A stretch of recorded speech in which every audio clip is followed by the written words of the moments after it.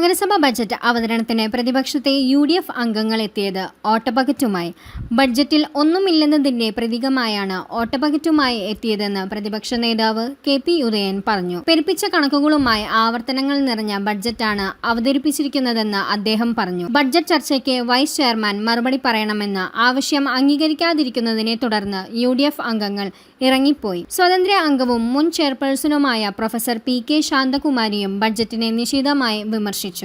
ഭരണപക്ഷത്തിന്റെ മറുപടിയിൽ തൃപ്തരാകാതെ അവരും ഇറങ്ങിപ്പോക്ക് നടത്തി.